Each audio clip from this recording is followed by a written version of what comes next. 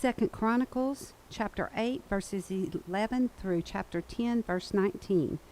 Solomon brought Pharaoh's daughter up from the city. I shall not live in the house of David, king of Israel, for the places to which the ark of the Lord has come are holy.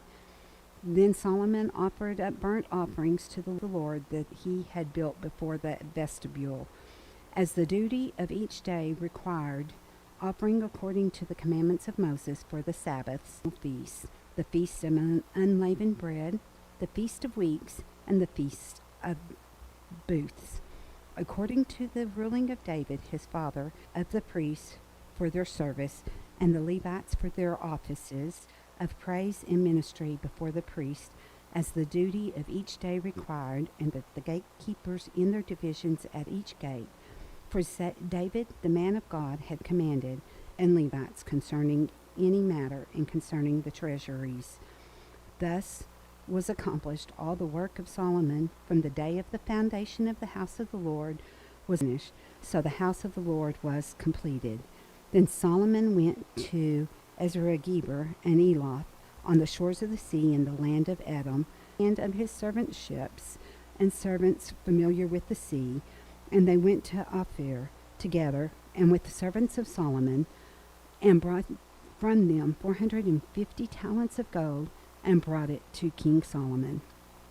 Now when the queen to Jerusalem to test him with hard questions, having a very great retinue and camels bearing spices, and very much gold and precious stones. And when she came to Solomon, she told him all that was on her mind.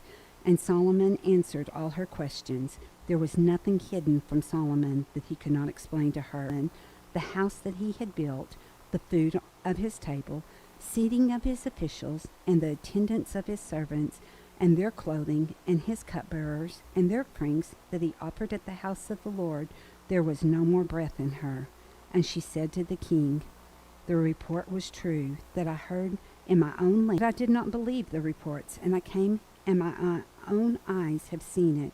And behold, half the greatness of your wisdom was not told to me.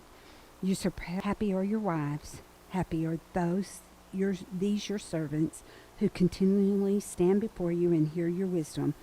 Blessed be the Lord your God, who has thrown as the king of the Lord your God, because your God loved Israel and would establish them forever. He has made you king over them. Then she gave the king 120 talents of gold, and a very great quantity of spices and precious stones. There were no spices such as those. Moreover, the servants of Hiram and the servants of Solomon, who brought gold from Ophir, brought algum wood and precious algum wood, supports for the house of the Lord, and the king's house, lyre also, and harps for the singers. There never was seen the like of them. Solomon gave the queen of Sheba all that she desired, whatever she asked, besides what she had brought to the king. So she turned and went back to her own land with her servants. Now the weight of the gold that came to Solomon in 156 talents of gold, besides that which the explorers and merchants brought, and all the kings of Arabia and the governors of the land. King Solomon made 200 large shields of beaten gold. 600 shekels of beaten gold went into each shield, and he made 300 shields of beaten gold went into each shield. And the king put them in the house of the forest of Lebanon. The king also made a great ivory throne, and overlaid it with steps and a footstool of gold, which were attached to the throne. And on each side of the seat were armrests, and 2 lions standing beside the armrests, while 12 lions steps. Nothing like it was ever made for any kingdom. All King Solomon's drinking vessels were of gold, and all the vessels of the house of the forest of Lebanon were of pure gold, considered as anything in the days of Solomon. For the king's ships went to Tarshish with the servants of Hiram, once used to come bringing gold, silver, ivory, apes, and peacocks. Thus King Solomon excelled all the kings of the earth in riches and in wisdom, and all the kings of the earth sought the presence of Solomon to hear his wisdom, which God had put into his mind. One of them brought his present articles of silver and of gold, garments, myrrh, spices, horses, and mules, so much year by year. And Solomon had 4,000 stalls of horses, 12,000 horsemen, whom he stationed in the chariot cities, and with the king of Jerusalem. And he ruled over all the kings from the Euphrates to the border of Egypt.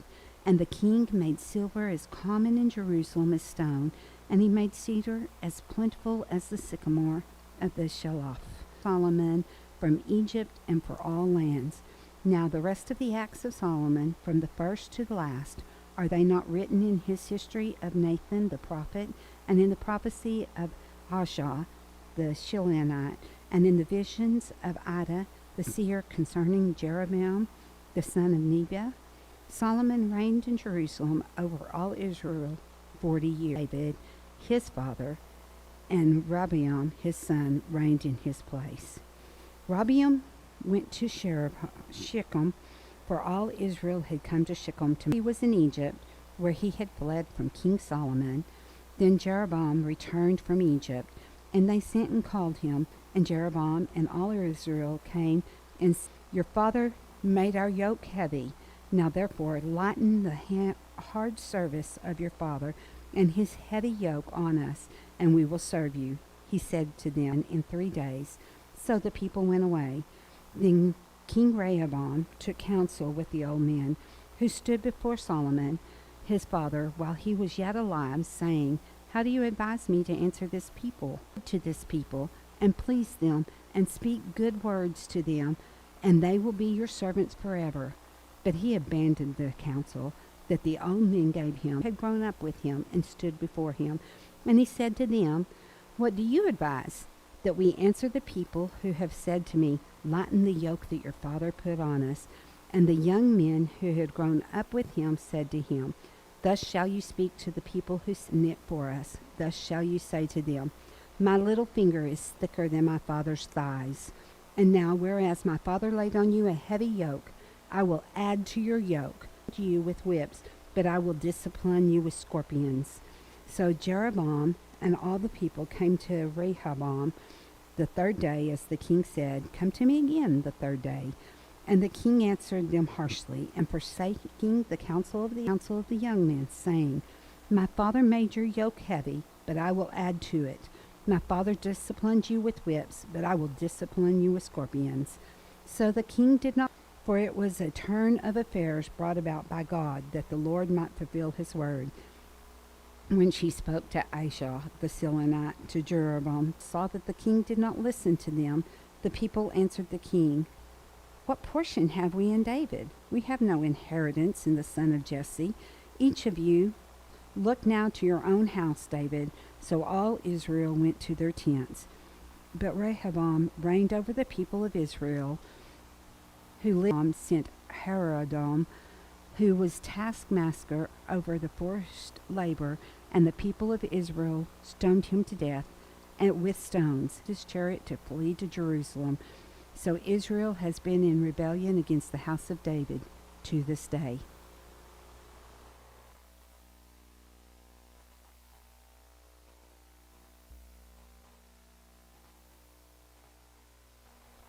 Romans 8:9 through 25.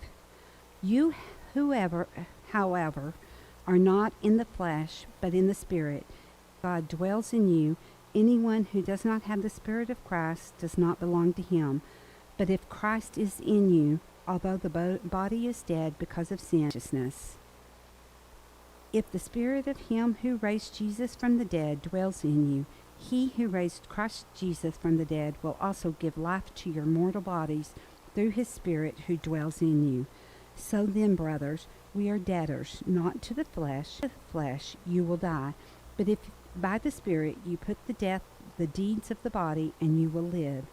For all who are led by the Spirit of God are sons of God. Receive the spirits of slavery to fall back into fear, but you have received the Spirit of adoption as sons, by whom we cry, Abba, Father.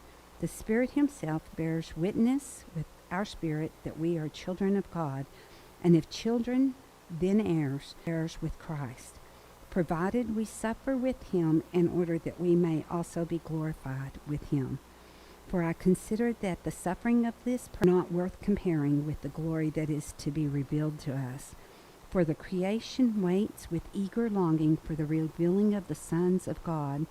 For the creation, not willingly, but because of him who subjected it in hope, that the creation itself will be set free from its bondage to corruption and obtain the freedom of the glory of the children, has been groaning together in the pains of childbirth until now. And not only the creation, but we ourselves, who have the first fruits of the Spirit, groan eagerly for adoption as sons, the redemption of our bodies. For in this hope we are saved. Now hope that is seen is not hope. But if we hope for what we do not see, we wait for it with patience.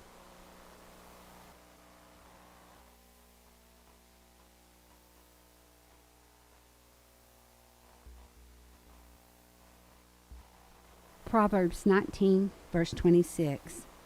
He who does violence to his father and chases away his mother is the son who brings